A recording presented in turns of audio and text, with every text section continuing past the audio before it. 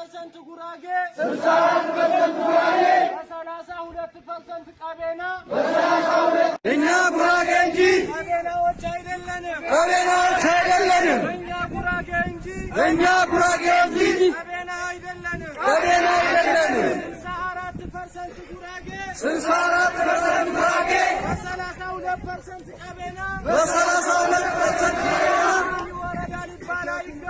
ይወረዳ ሊባል አይገባም እኛ ጉራጌ እንጂ ቀቤና አይደለንም። በቀቤና ወረዳ የሚገኙ ነባር ጉራጌዎች ላይ የሚፈጸሙ በደሎች ተባብሰው መቀጠላቸው ተገለጸ።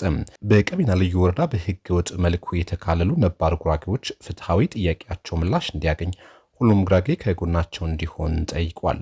ፍትህ ላጡ ለተገፉት በቀቤና ልዩ ወረዳ በህገ ወጥ መንገድ ስለተካለሉ ጉራጌዎች ጉዳይ ትክክለኛ ምላሽ እስኪያገኝ ዝም ሊባል አይገባም። በልዩ ወረዳው 64% ህዝብ ጉራጌ ሲሆን ይህም በወረዳው አብላጫ የህዝብ ቁጥር መያዙ ማረጋገጫ ነው። በወረዳው በሚገኙ ቀበሌዎች አብዛኞቹ ጉራጌዎች በከፍተኛ መጠን የሚበልጡ ሲሆን በበርካታ ቀበሌዎች ውስጥ ደግሞ ሙሉ በሙሉ ጉራጌዎች የሚገኙባቸው ሲሆን አንድም ቀቤና የለባቸውም። በዚህም ጉራጌዎች በሚገኙባቸው ቀበሌዎች የአስተዳደር መዋቅሩን ራሳቸው ጉራጌዎች እንዳይመሩት ከሌላ ቦታ አመራር መጥቶ እንዲመራቸው እየተደረገ ነው። አካባቢውና ህዝቡ በሚገባ በማያውቁ ሰዎች ህዝቡ እንዲመራ በመደረጉ ህዝቡ ማግኘት ያለበት እንዳያገኝ ሆን ተብሎ ህዝቡ እንዲንገላታም ፍትሃዊ አስተዳደር ተጠቃሚ እንዳይሆን በእቅድ እየተሰራበት ነው። አንዳንድ የቀበሌ አመራሮች የሚኖሩት ቢያንስ 20 ኪሎ ሜትር ከቀበሌው ርቀው ነው። በዚህ ምክንያት ዜጎች ማግኘት ያለባቸው አገልግሎት እያገኙ አይደለም። በሀገሪቱ በየትኛውም አካባቢ የሌለ በደልና ወንጀል የሚፈጸምበት በቀቤና ልዩ ወረዳ በሚገኙ ነባር ጉራጌዎች ራሳቸው እንዳያስተዳድሩ በወረዳው አስተዳደር ውስጥ ድምፅ አልባ እንዲሆኑና እንዲገለሉ ሆን ተብሎ እየተሰራ ይገኛል። ለልዩ ወረዳው ልማት ተብሎ ግን ማድረግ መክፈል ካለባቸው በላይ ጉራጌዎች እንዲከፍሉና እንዲረዱ እየተገደዱ ይገኛሉ።